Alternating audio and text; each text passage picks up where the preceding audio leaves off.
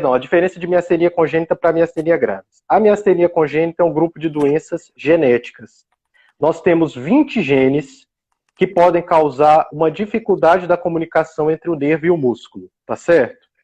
Pessoal, esses 20 genes determinam quadros clínicos de fraqueza, mas que têm tratamentos diferentes. Por que isso? Porque se a mutação genética estiver na região do nervo, é um tipo de fraqueza. Se ela estiver na região do músculo, é outro tipo de fraqueza. Então, por que essa pergunta é altamente relevante? Porque a gente só conseguiu caracterizar a miastenia graves congênita à medida que a gente conseguiu realizar os testes genéticos. Então, há cerca de 20, 30 anos, a gente não tinha condição de fazer esse diagnóstico. E a partir desse momento que os testes genéticos chegam, a gente tem possibilidade de descobrir novos genes associados a quadros de miastenia que se iniciam na faixa etária pediátrica, ou seja, se iniciam durante a infância e vão até a adolescência, tá certo? A miastenia graves, por outro lado, ela é uma doença predominantemente inflamatória e autoimune, onde o organismo ataca a região do receptor de acetilcolina e outros receptores que ligam o nervo e o músculo. Então, pessoal, quando a gente fala em miastenia congênita, nós não estamos falando de uma doença inflamatória. Não tem uma inflamação. Tem um defeito dos canais que captam a acetilcolina. Tem um defeito dos canais que liberam a acetilcolina. Mas não tem a presença de evento inflamatório. Por que isso é importante? Porque isso determina o tratamento. Então, a gente não utiliza, por exemplo, drogas que têm atividade imunossupressora na miastenia congênita. Tá me ouvindo? Vocês estão me ouvindo? Sim, deu uma travadinha, mas continua Betânia, ouvindo. você me ouve? Sim, estou ouvindo. Voltou. Tá ouvindo? Então, muito bem. Então, quando as pessoas falam assim, doutor Diego, fala sobre miastenia congênita. Dentro desse grupo de mutações genéticas, nós temos vários perfis clínicos. Então, apesar de todo mundo apresentar fadiga, tem pacientes, por exemplo, que você medica com Mestinon, que é a piridoxigmina, e o paciente apresenta piora da fraqueza. Tem paciente que você dá o Mestinon e ele melhora da fraqueza. Então, quem tem essa forma de miastenia que se inicia na infância e na adolescência, muitas vezes é muito relevante fazer o teste genético. Isso vai determinar para a gente a melhor forma de tratamento. Tá ok? Então, miastenia congênita, o tratamento não utiliza imunossupressor. Tem paciente que melhora com a piridoxigmina, tem paciente que piora. Tem paciente que você fazer, por exemplo, retirada do timo não ajuda absolutamente em nada. Tá? Tem paciente que melhora um pouco com o exercício, tem paciente que piora muito. Então, são 20 doenças dentro do mesmo universo que causa fadiga, tá certo? É um assunto muito extenso, então para cada mutação genética você deve discutir individualizadamente com o seu médico. Agora, na miastenia graves, o que a gente tem que colocar é que existe um evento inflamatório, existe um distúrbio imunológico em que o nosso próprio organismo passa a atacar as estruturas da região que liga o nervo ao músculo, que é a junção neuromuscular. Se tem uma inflamação, nós utilizamos medicamentos capazes de suprimir as nossas células de defesa. Esses medicamentos, então, que suprimem, são denominados imunossupressores. Então, preste atenção. Na miastenia graves, eu utilizo um medicamento para suprimir o evento inflamatório e, simultaneamente, eu ofereço a molécula de acetilcolina. Aqui eu vou fazer uma pausa, prestem bastante atenção, sobre a acetilcolina. Então, o nosso nervo é um cabo de energia elétrica que funciona literalmente com corrente elétrica. Especificamente, quando o nervo vai ativar o músculo, que ele vai falar para o músculo assim, contraia, ele libera a molécula de acetilcolina. Na miastenia graves, existe uma inflamação contra os receptores no músculo, impedindo que a acetilcolina se ligue no músculo. Tá certo? Se os receptores de acetilcolina não conseguem se ligar a essa molécula, porque eles estão todos inflamados, eles estão todos sendo destruídos, uma das maneiras que a gente tem para tratar é tentar aumentar a quantidade de acetilcolina, oferecer mais acetilcolina, para tentar ativar mais os receptores que estão livres, que ainda não estão inflamados. Em um outro lado, é eu tentar imunossuprimir, suprimir a inflamação. E por isso, o tratamento da miastenia grave se baseia em 2 pontos. Primeiro, você aumentar a quantidade de acetilcolina. Segundo, você gerar uma imunossupressão por meio de medicamentos como a prednisona, prednisolona, que são os corticoides, e por meio dos imunossupressores, tá certo? Então aqui a gente fez um apanhado geral sobre miastenia, separando da miastenia congênita, que na miastenia congênita é a mutação genética, é um problema que vem desde o nascimento, que vem no DNA, enquanto na miastenia graves você tem um distúrbio da autoimunidade. Ficou claro? Ficou claro isso, Betânia? Para mim, muito claro, assim, aprendi muito. Ótimo. Não, isso às vezes os pacientes pedem e eles falam assim, escreve sobre isso. Só que é um texto que muitas vezes é difícil quando a gente explicar o texto. Então, para mim é uma oportunidade de dividir com vocês essa diferença. Que ótimo. É muito importante que vocês entendam, tá certo? Não, vamos a mais pergunta? Dentro da pergunta. Dentro da miastenia congênita tem 20 tipos de mutações, então, que pode acontecer. Exatamente. E à medida que a gente melhorar nos testes genéticos, que os pacientes fizerem mais o teste, que atualmente, gente, para você diagnosticar a miastenia congênita, o exame custa R$ 4.990. É aquele mapeamento genético?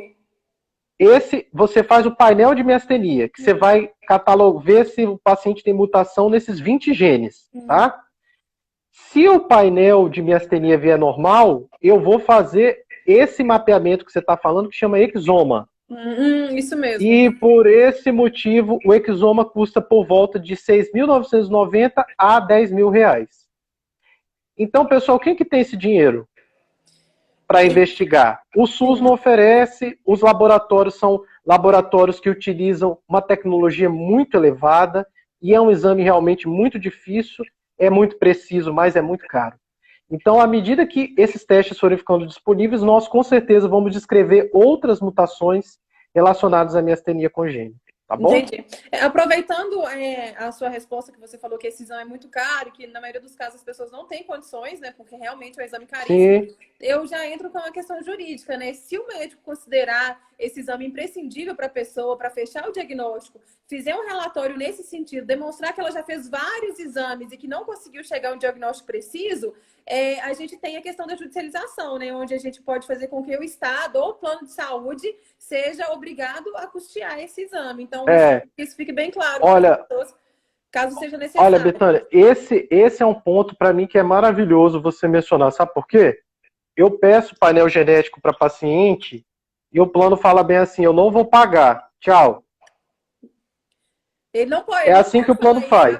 A partir do momento que você considera esse exame imprescindível, porque o que a ANS entende? A própria ANS, a ANS entende que o plano de saúde, ele deve, digamos que, atender o que o médico prescreve. Se o médico... E judicialmente também, a gente tem várias jurisprudências nesse sentido, que o plano, ele não pode limitar o que ele vai ou não fazer. Se o médico assistente prescreveu e demonstrou a real necessidade, o plano deve se cobrir. E só para você ver aí, tem paciente minha aí, uma paciente muito querida, que comentou ali, infelizmente meu plano não liberou. E é isso que eu falo para você, a gente faz carta, tenta descrever detalhadamente, bate, às vezes nega, a gente tenta mandar artigo científico mostrando da necessidade do exame, sabe? Tudo que a gente pode fazer. Sim, mas assim, isso que pode falar. Não, é que essa questão jurídica, a gente é um povo que não vai atrás dos nossos direitos. Então, os pacientes ouvem bem assim, não, o plano não liberou, fica por isso mesmo. Não. E muitas vezes é fundamental para o diagnóstico, tá? Então, quem tem miastenia congênita está investigando, gente, é muito importante porque o tratamento pode ser totalmente diferente de uma forma para outra. Sim, tá? E a partir do momento que a gente tem um laudo de um médico como você, especificando tudo isso, você falou que fornece artigo científico, a gente juntando isso em uma ação judicial, há grandes chances de assim, a gente não pode falar 100% porque o judiciário, né, é incerto, mas há grandes chances de ser liberado sim, tanto pelo Estado, município, quanto também pelo plano de saúde. Legal. Tá É bom? porque do plano de saúde, a gente sempre insiste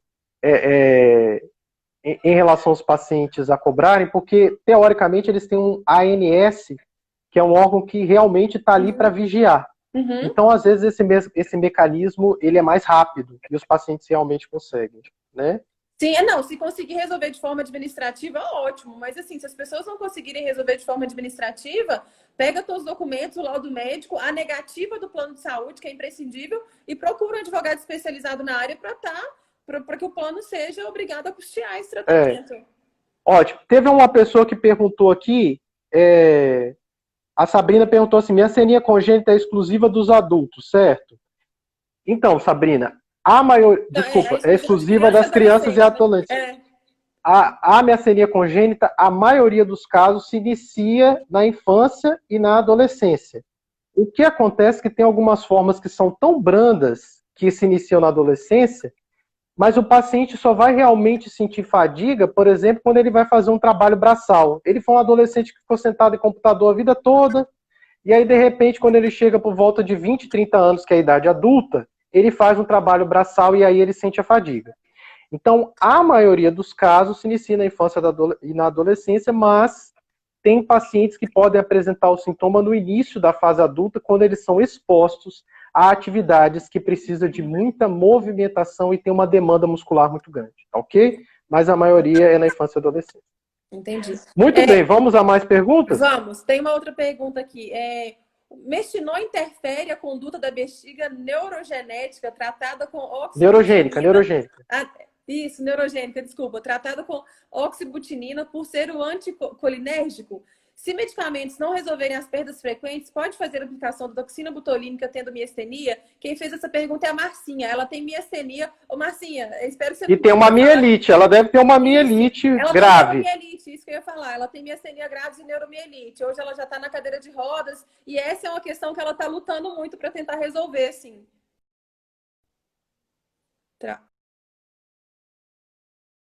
Voltou. Voltou. Peraí que minha mãe tá me ligando. Desculpa, gente. Sim, tô te ouvindo. Olha só, especificamente essa pergunta que ela fez é um caso que é totalmente fora do comum, que é o fato dela ter uma mielite grave, tá? Então deixa eu só explicar para o pessoal o que é mielite. A mielite é uma doença inflamatória que pega toda a medula num segmento muito longo, causando um quadro de paraplegia, que é a pessoa perder a força nas duas pernas, associado a uma alteração do controle urinário e fecal, tá certo? Especificamente, existem mielites que são causadas por inflamação. A mais comum no Brasil chama neuromielite óptica ou doença de De Vick, tá certo? É a dela. Cerca de 5% dos casos podem vir associados a outras doenças autoimunes, entre elas a miastenia. Tá claro? Realmente, o uso do mestinon da piridoxigmina, a piridoxigmina é acetilcolina, a acetilcolina pode ativar alguns receptores na bexiga e nos pacientes que já têm um mau controle vesical, é verdade isso que ela está falando. Ele realmente pode gerar uma alteração da função urinária e ela ter uma perda, já que a bexiga dela já não funciona muito bem, do controle vesical. Então essa é a primeira parte da pergunta. Pessoal, presta atenção. No caso dela que tem mielite, ela já tem um controle da bexiga com dificuldade, tá certo? Não é a realidade da maioria dos pacientes com miastenia graves. Muito bem. Em relação à pergunta da toxina botulínica, essa é uma pergunta muito interessante. A toxina botulínica, ela para pacientes com miastenia, ela é contraindicada. Por quê? Porque ela bloqueia a liberação de acetilcolina. Então você imagina, paciente com miastenia tem uma dificuldade de comunicar o nervo com o músculo porque tem inflamação que impede a ligação da acetilcolina. E aí eu vou dar uma medicação que impede ainda mais a acetilcolina, tá certo? Só que, especificamente para o músculo vesical, o músculo é tão pequeno que a dose utilizada é tão pequena que ela pode fazer uma tentativa de realizar a aplicação. Então, presta atenção. O que eu te oriento? Primeiro, para você realizar a aplicação de toxina botulínica na região do esfíncter, você precisa de um urologista com experiência. Não vai na mão de qualquer um. Tem que ser um urologista que saiba aplicar a toxina no esfíncter. Tá certo? E aí ele provavelmente vai te pedir um laudo. O seu médico vai explicar que a toxina pode piorar a miastenia e vai orientar ele a fazer a dose mínima possível. E aí você vai fazer uma tentativa de aplicação no esfíncter, tá certo? Então, esse caso é uma exceção, tá, pessoal? Eu não gostaria que as pessoas tomassem isso como regra, que foi aquilo que eu comentei no vídeo. Os pacientes devem se apoiar, mas eles não devem se comparar. Cada caso é um caso, cada realidade é uma realidade, e quando a gente se compara, a gente fica triste ou fica desmotivado. Então, a ideia é...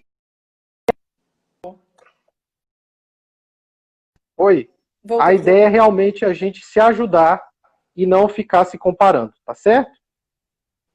Mais uma pergunta? Vamos lá? Bom, mas muitas perguntas ainda. Então vamos, legal. Uma outra pergunta. Marcinho, espero que tenha esclarecido. Qualquer coisa, depois você marca aí com o doutor Diego. Vocês veem uma forma de conversar sobre isso, que é um caso mais específico, né?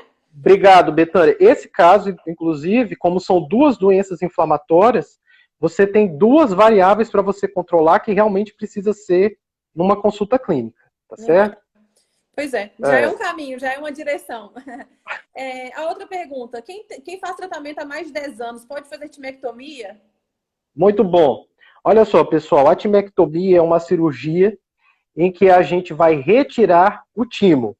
O timo é um órgão, uma estrutura do nosso sistema imunológico, onde estão presentes as células denominadas linfócitos T. Esses linfócitos T são responsáveis por gerenciar a nossa resposta imunológica. Então, como a miastenia é uma doença em que há um distúrbio imunológico, muitos trabalhos avaliaram retirar o timo para tentar tirar o mestre do processo inflamatório. Qual foi o grupo que se beneficiou da retirada do timo? Os pacientes que têm uma forma que se inicia antes dos 50 anos, tá certo? O que aconteceu?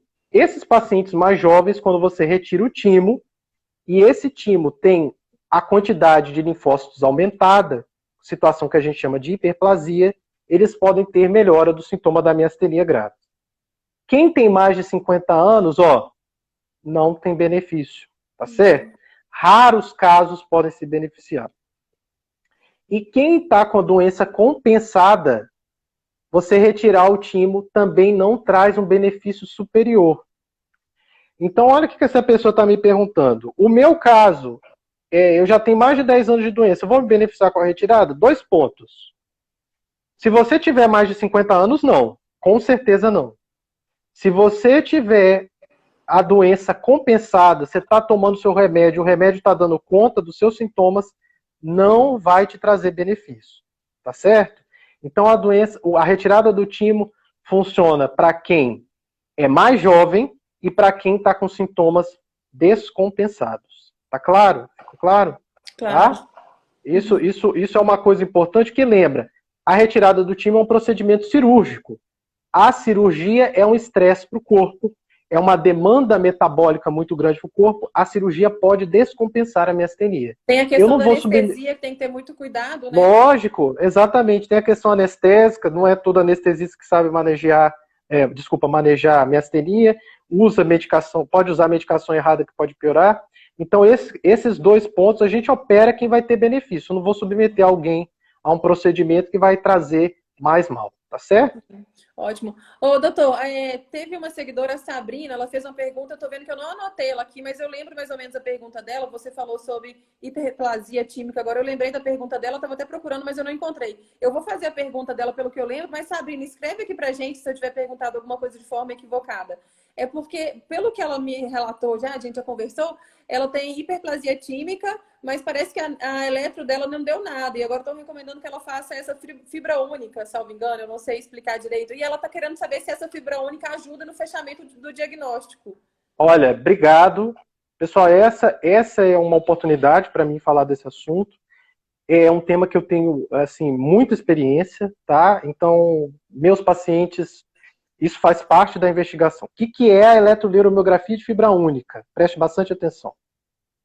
A fibra única, pessoal, eu vou colocar uma agulha precisamente na região onde o nervo se liga no músculo, na região da junção neuromuscular, e eu vou avaliar o padrão de contração de uma única fibra muscular. E aí eu vou conseguir avaliar o tempo que o nervo dispara e o tempo que o músculo contrai. Com isso, eu consigo milimetricamente, de uma maneira matemática, documentar a disfunção da junção neuromuscular. Tá certo? Então, a eletroneuromiografia convencional é uma técnica que a gente utiliza a avaliação do grande nervo. Então, a gente avalia um nervo que é praticamente do tamanho de uma caneta Bic, por exemplo. Essa técnica de exame, que é a convencional, ela vem alterada quando o paciente está muito sintomático. O paciente tem que estar muito descompensado, ele tem que estar com muita fraqueza. Enquanto a fibra única não. Nos pacientes, por exemplo, que só estão com aquela fadiga leve, a técnica convencional vem normal, pessoal, em quase 50% dos casos. E é isso que aconteceu com ela. Ela foi fazer a técnica normal, veio fazer a técnica convencional, o exame veio normal. E aí, o que acontece? Eu preciso aumentar a precisão da minha investigação. Para esse caso, eu utilizo a eletroneuromiografia de fibra única. Tá claro? É mais pontual, né? Tá claro. Exatamente. É muito preciso. Eu vou avaliar o ponto microscópico onde o nervo se liga ao músculo, que é a junção neuromuscular. Tá? Esse exame, gente, ele é de cobertura obrigatória. Preste bastante atenção nisso. É cobertura obrigatória de todos os planos de saúde. Você vai ligar no plano de saúde, o plano vai enrolar. Por quê? Porque tem pouquíssimos profissionais que fazem. Inclusive, então, a Sabrina está perguntando se você faz. Exatamente, isso que eu ia falar. Então, assim, como saber se o profissional faz? Existe uma sociedade chamada Sociedade Brasileira de Neurofisiologia Clínica, que é a sociedade de quem faz exame de eletroneuromiografia. Você pode ligar para essa sociedade e perguntar, olha, eu estou aqui em Manaus, tem alguém que faz esse exame aqui? Se tiver, a sociedade vai te informar, tá claro? Eu faço esse exame em São Paulo e em Vitória, tá certo? Que eu tenho os consultórios nessas duas cidades. E no Brasil, pessoal, infelizmente, se somarem 20 colegas médicos que fazem esse exame, é muito. Então, realmente, são poucos profissionais que realizam o exame. Por isso que o plano de saúde fala que não tem, porque eles também não querem ir atrás para procurar, tá certo? Mas você deve procurar, porque para casos que a eletroneuromiografia convencional vem normal, você deve fazer a eletroneuromiografia de fibra única. Ficou claro? Então, principalmente, esse ponto é muito importante, Betânia, porque paciente que quer laudo médico, o que o perito quer? Prova. Uhum. Aí ele vai lá, olha, a pessoa tá lá com uma carinha boa, e o tá exame sem não fraqueza. deu nada, digamos assim, né? Exatamente.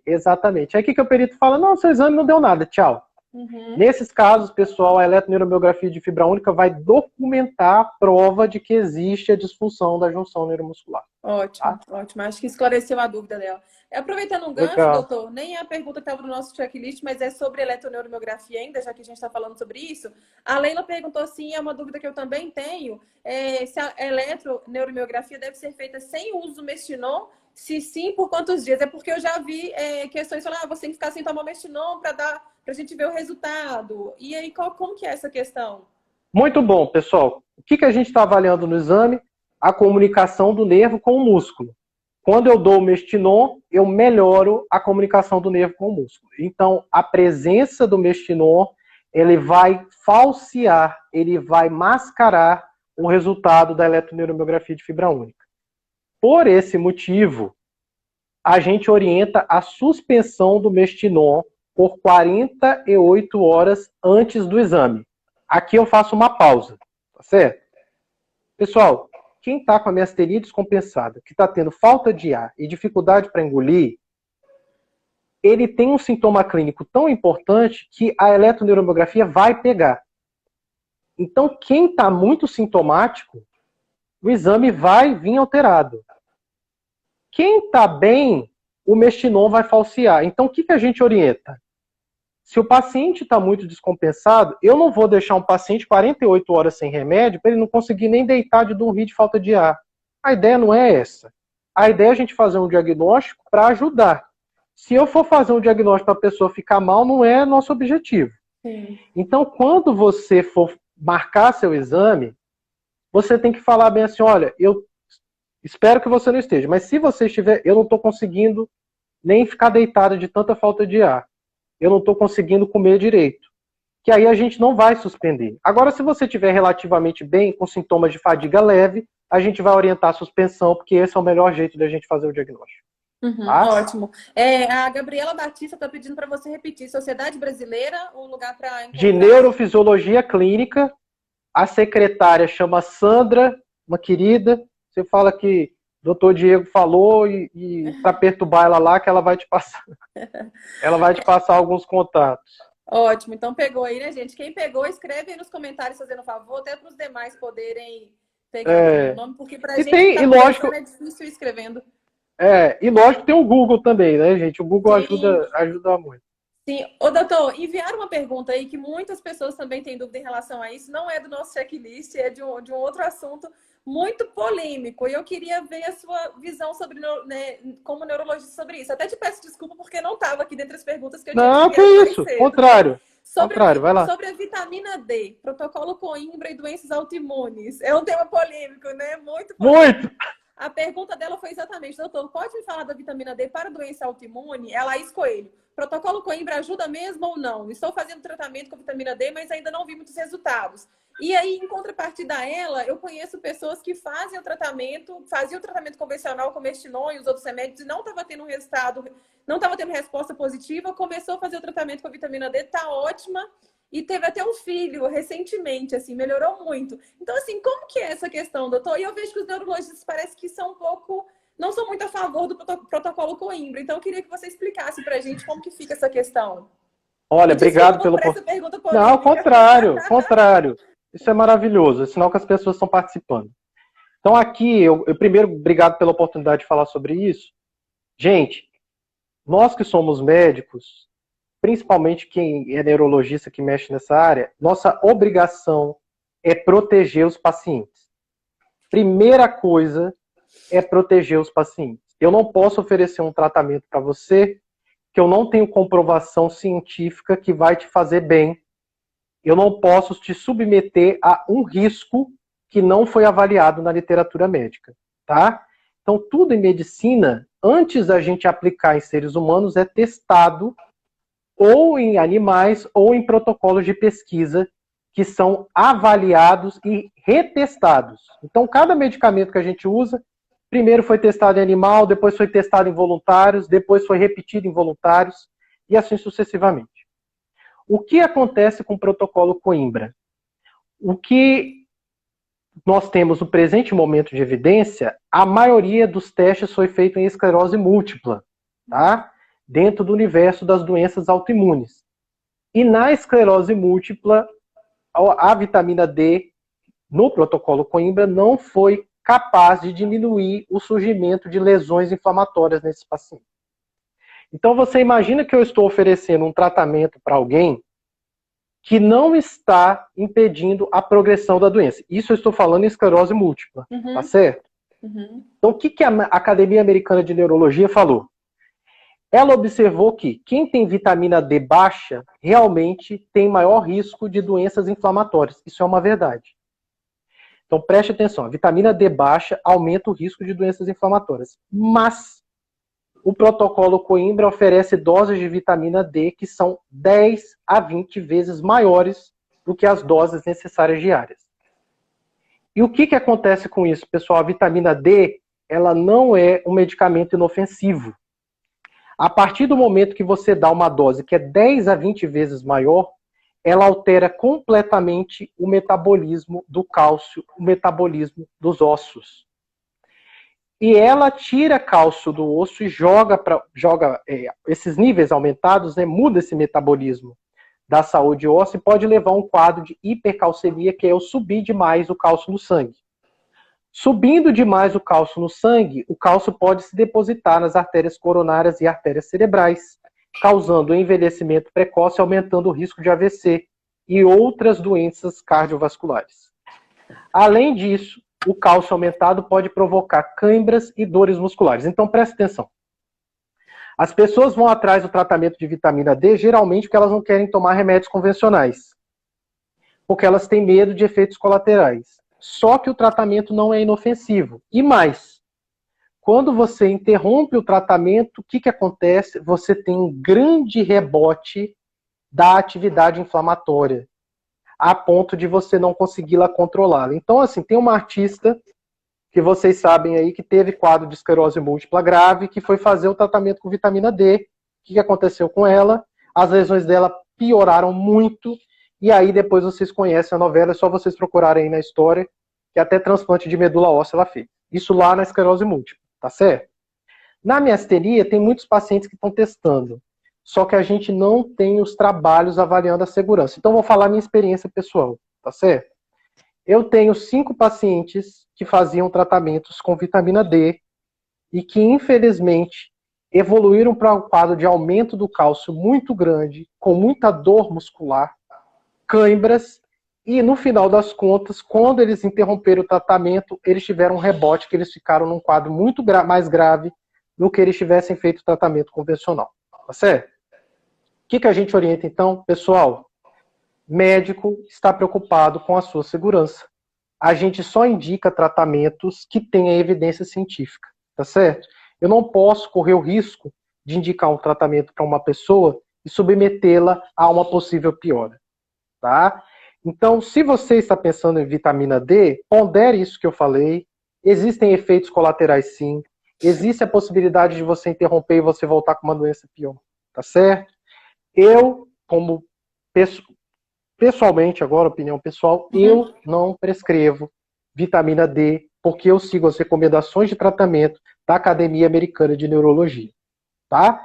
Pode ser que daqui a 10, 20 anos surja alguma pesquisa que mostre que, às vezes, a dose não era 10 a 20, a dose era 3 vezes uma dose maior. E aí eu passo a prescrever. Por enquanto, não. Muito claro. Obrigada. Nada. Vamos para outra pergunta. Vamos. Tá perguntando qual anticoncepcional a mulher com miastenia pode usar. Tem alguma contraindicação de alguns melhores? Alguma coisa Muito assim? legal. Pessoal, o que acontece durante o período menstrual? O ciclo menstrual é caracterizado por uma oscilação hormonal de estrogênio e progesterona, e o estrogênio, em algumas mulheres, pode causar náusea, vômito, piora de enxaqueca, mal-estar geral e fadiga. O próprio estrogênio, sem ser miastênia, tá? Em algumas mulheres pode haver esse comprometimento da piora associada à menstruação. A gente utiliza esse termo técnico como catamenial, componente miastênico catamenial, que piora com a menstruação. Nesses casos, o que a gente tenta fazer? Estabilizar os níveis dos hormônios por meio do uso de anticoncepcional. Qual é o problema? Que alguns anticoncepcionais convencionais têm uma dose muito alta de hormônio. E isso é muito ruim, porque também o excesso pode descompensar o sistema imunológico. Então, atualmente, o que a gente recomenda? A gente recomenda drogas que tenham o menor efeito de hormônio possíveis, em especial o chamado DIU de Mirena, que ele tem, você coloca, é aquele que o ginecologista introduz pela vagina, é um DIU que tem uma quantidade de hormônio que é o levonorgestrel e que tem atuação local. Então, se você quer considerar um método contraceptivo, eu te sugiro que você procure o ginecologista e escolha por esse método, tá bom? Ótimo. Uma outra dúvida relacionada a esse assunto que a Gabriela Batista também acabou de enviar, que eu ia até perguntar sobre isso que você estava falando sobre esse assunto. Pessoa com miastenia pode piorar na gestação? Meu filho pode ter miastenia? Quais as complicações? Eu já ouvi muitos relatos de pessoas que melhoraram após a gestação. Eu não sei se tem algum vínculo. Até bom ela ter tocado nesse assunto para você poder explicar para a gente. Essa pergunta é muito interessante, pessoal. Durante a gestação, o que acontece? Primeira etapa é uma etapa de subir esses hormônios, do estrogênio e da progesterona, depois eles estabilizam. E olha que interessante, para a gente poder para a gente não, né? Para a mulher poder ficar grávida, ela precisa diminuir a atividade das células de defesa dela para ela não entender que o feto é um corpo estranho. Então, olha que interessante. A própria gravidez, o sistema imunológico da mulher, ele abaixa a sua atividade para poder tolerar o feto e não atacar o feto. Isso tá certo? Porque o feto, independente se naturalmente, a pessoa tem ou não. Exatamente, naturalmente, porque o feto tem material genético do pai. Então, se o organismo for atacar aquilo, a mulher vai abortar, como tem casos de abortamento que se dão por causa disso. Então, na verdade, o próprio sistema imunológico da mulher na gravidez, ele tende a diminuir. E os sintomas de miastenia no segundo e terceiro trimestre, eles amenizarem. Tá certo? Algumas pacientes, no entanto, elas podem continuar com a miastenia em atividade. Especificamente, o anticorpo, né, que é a molécula inflamatória que a mãe produz, pode passar pela placenta e acometer o feto. E quando o feto nascer, ele ainda apresentar esses anticorpos no sangue dele. Seria miastenia neonatal, que eu já ouvi falar? Isso, exatamente. Essa é uma miastenia neonatal que é transitória.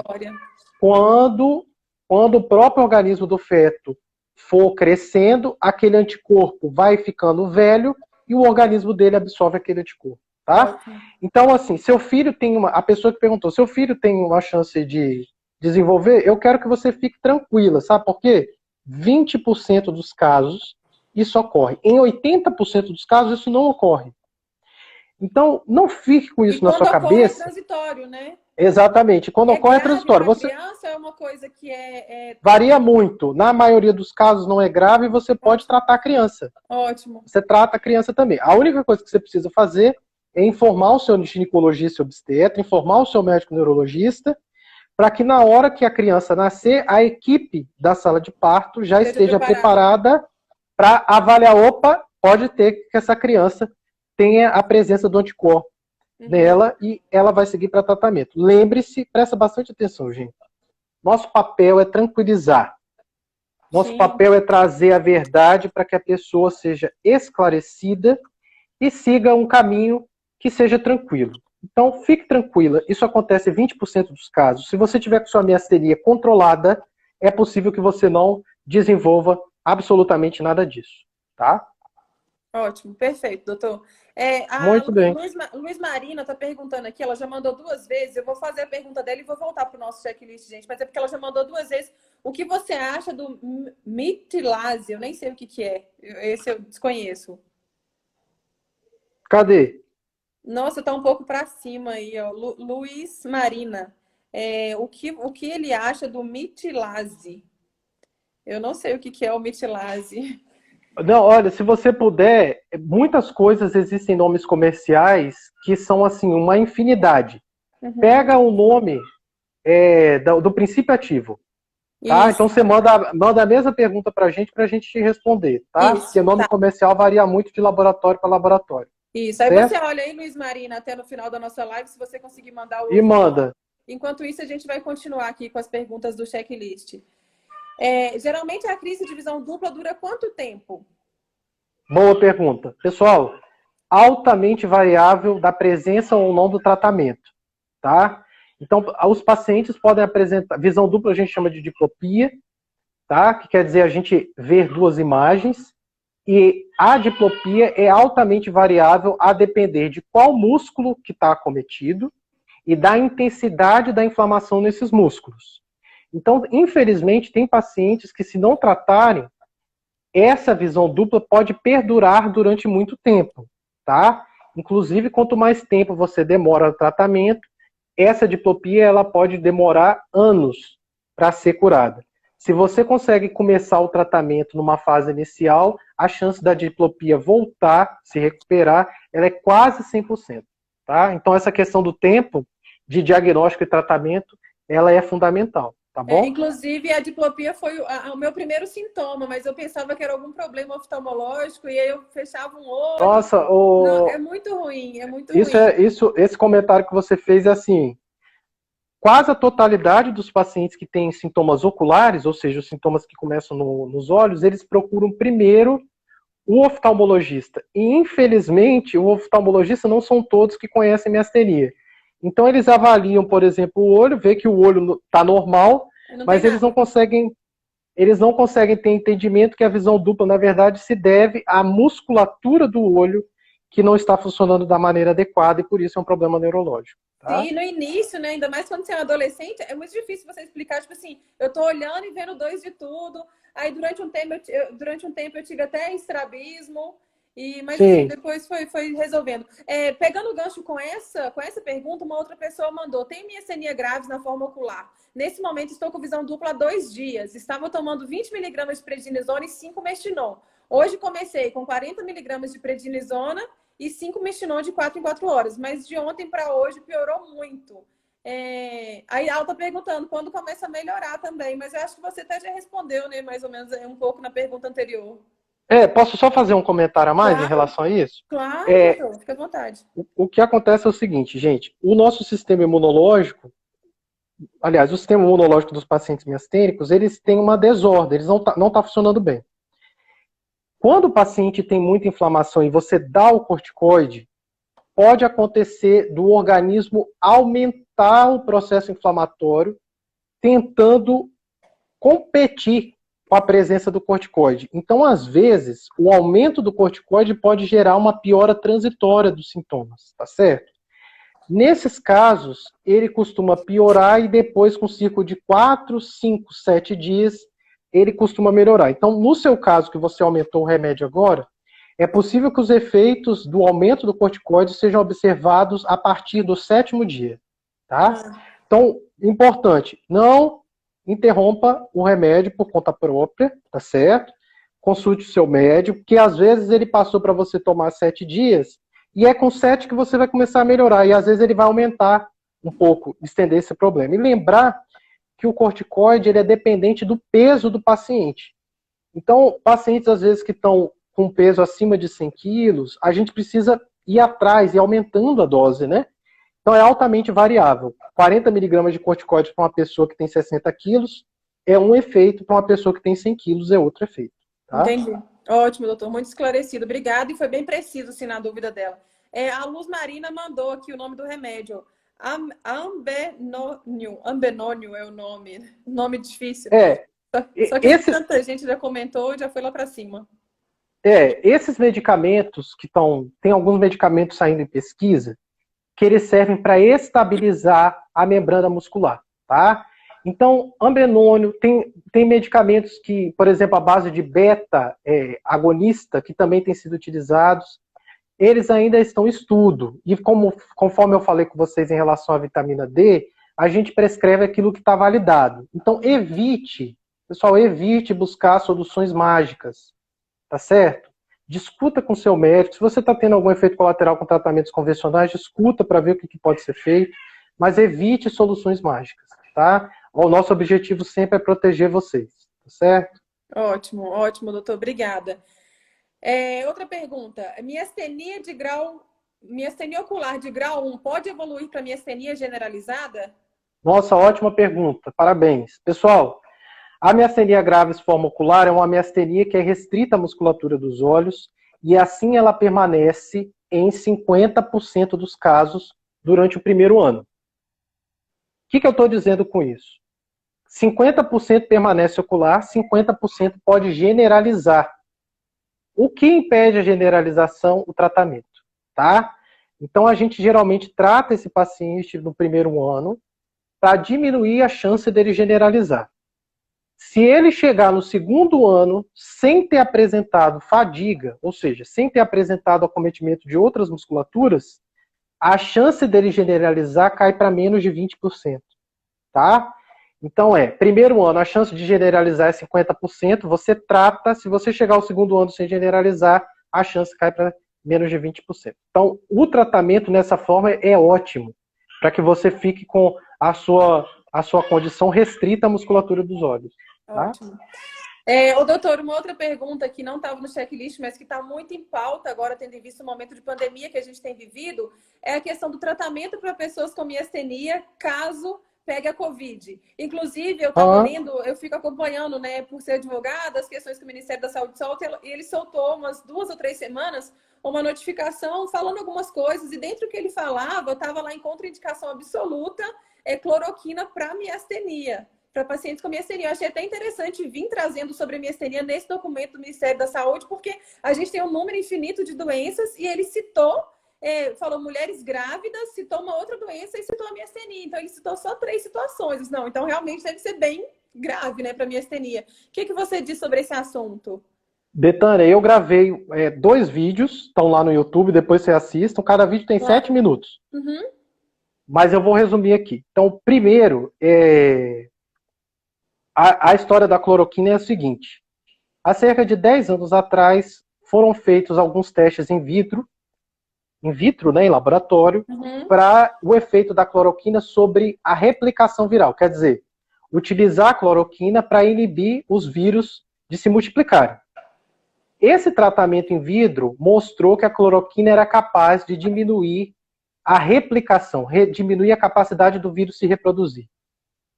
Por causa disso, quando começou o surto de coronavírus, a gente foi buscar lá na literatura médica algum tratamento que era capaz de inibir a multiplicação do vírus.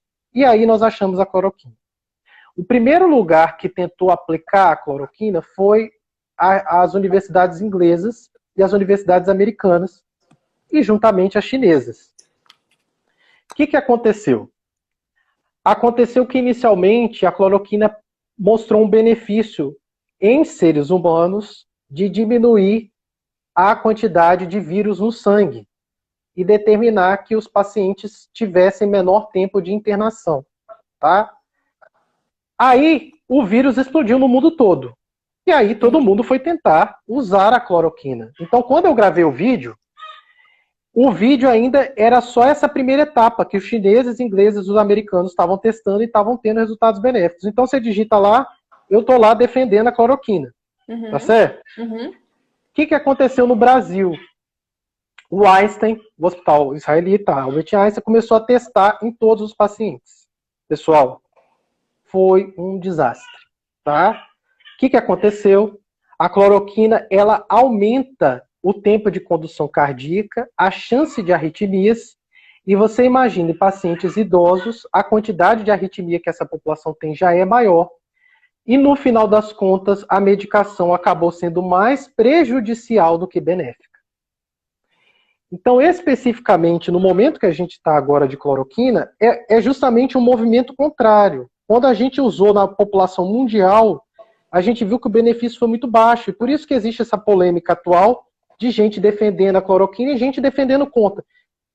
Existiram trabalhos que mostraram o benefício da cloroquina 10 anos atrás? Existiram. A prática clínica atual dos países que estão usando cloroquina é boa? Não. Tá?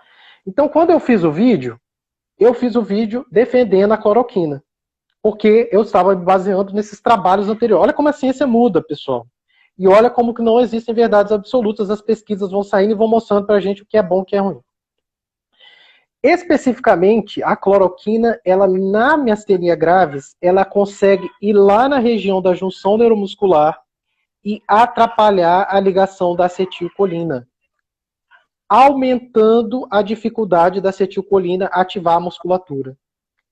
Então, no paciente miastênico, a cloroquina realmente piora essa ligação nervo-músculo. O que acontece?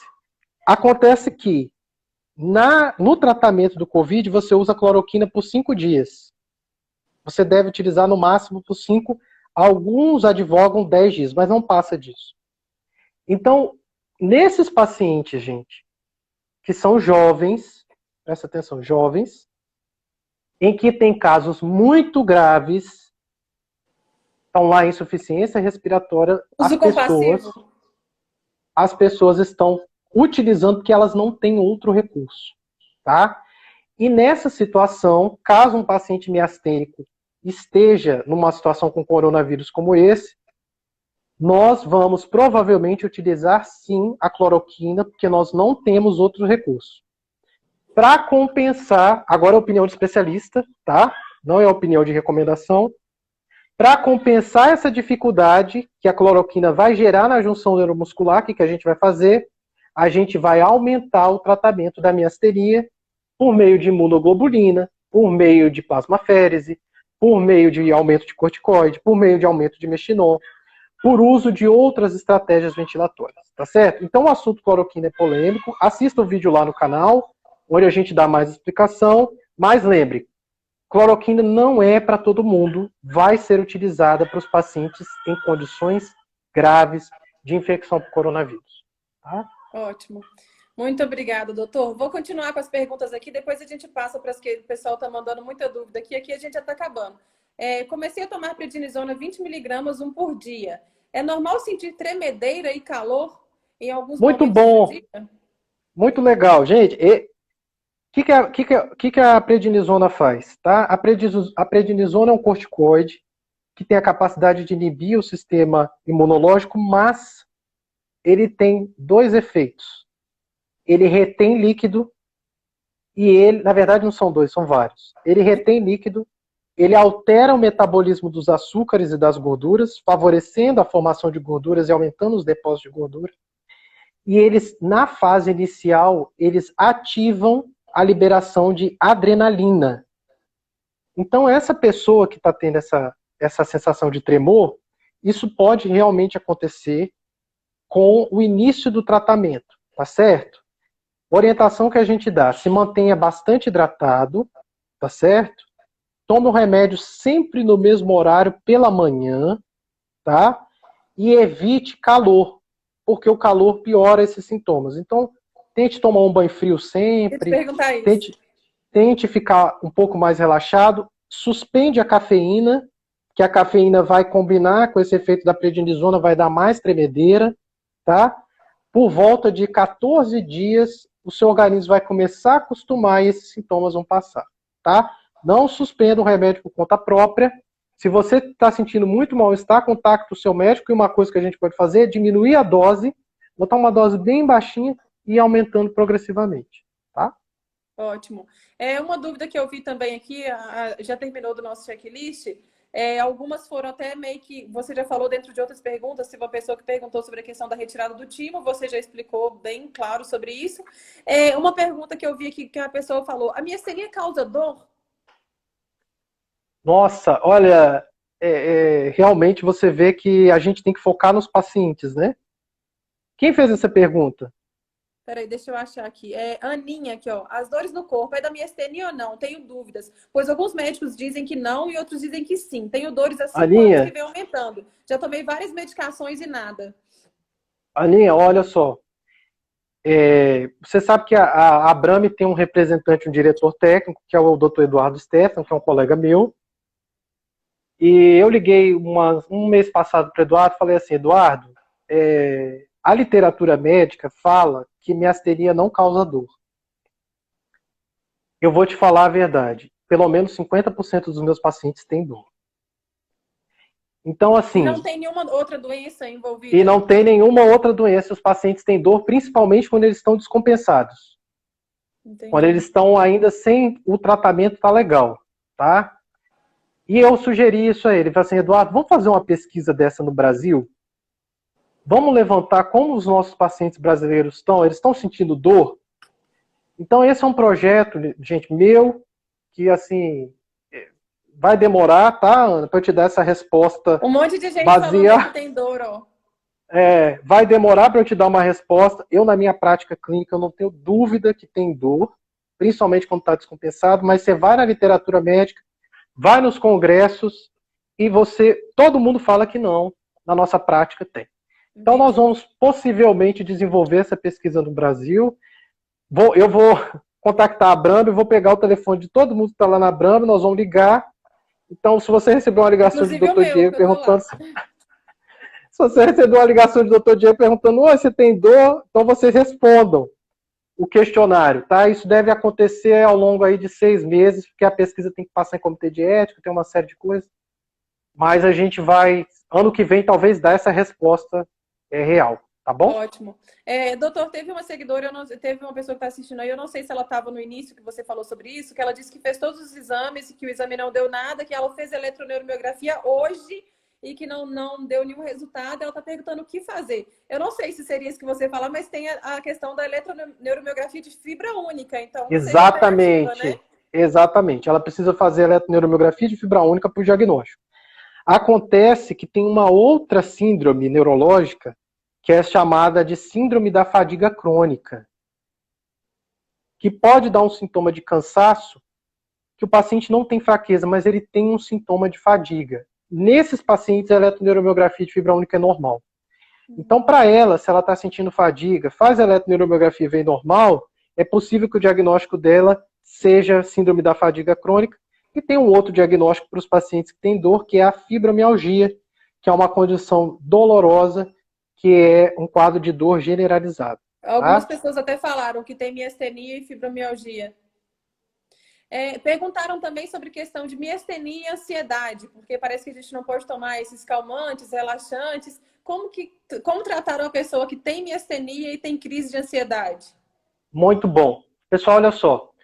Até uns 3 anos atrás, a gente falava assim, você está ansiosa pela miastenia. E uma pesquisa saiu mostrando que os pacientes com miastenia, eles têm maior incidência de depressão, maior incidência de ansiedade, maior incidência de distúrbios do sono, tá? Quando você não trata esses sintomas, a qualidade de vida dos indivíduos cai muito. Então, o paciente que é miastênico, ele não é só uma miastenia, ele é uma pessoa, né? Uma pessoa tem uma série de demandas afetivas e também pode ser acometida por outros transtornos, incluindo depressão, ansiedade e sono. Para esses pacientes, pessoal, a gente realmente tenta não começar com remédio. Começa com a terapia cognitivo-comportamental. Então, a gente orienta um forte segmento psicológico primariamente. E para aqueles pacientes que têm ansiedade e roncam, a gente vai tratar o sono. Depois que a gente tratou o sono e começou a terapia, se o paciente continua a apresentar sintomas, e se ele está com a miastenia compensada, a gente entra com tratamento medicamentoso sim. A gente não costuma usar benzodiazepínico, que é esses remédios para dormir, Rivotril, os tarja preta da vida, porque eles realmente podem piorar o sintoma de miastenia. Mas existem outros remédios novos que eles podem ser utilizados com segurança. Então, primeiro, faça essas etapas do tratamento. Se você não apresentou resposta, você tem que discutir isso com o seu médico, porque está afetando sua vida. Então, precisa de um tratamento medicamentoso, sim. Ótimo, doutor. Você consegue ver quantos minutos que falta para a live terminar? Que eu acho que a gente já está nos minutos finais. Eu não consigo, não. Não sei. Mas tudo bem, eu já vou fazer o agradecimento. Eu aprendi muito com você. Como muitos falaram aí, foi uma verdadeira aula. Obrigada por todas as explicações. Obrigado. Mas aí, se você quiser, a gente pode continuar aqui com as perguntas até a live cair. Aí fica a seu critério. Eu acho que já está quase nos minutos finais, mas eu não lembro exatamente a hora que a gente começou, porque deu aqueles probleminhas. Tá. Eu gostaria só de falar... Posso agora parar de responder perguntas e falar... Então, pessoal, é o seguinte. Foi o dia da conscientização da miastenia, principalmente para os familiares. Faltam 30 segundos. Tô pedindo para você deixar a live salva. Se você puder deixar salva no seu Instagram, por favor. Como que salva? Como que salva? Fechar o vídeo, na hora que o vídeo cair, vai ter a opção de salvar. Aí você vai mandar para o seu IGTV. Tá bom, vou tentar aqui. Pessoal, um abraço, obrigado pela oportunidade. Betânia, desculpa. Muita coisa, talvez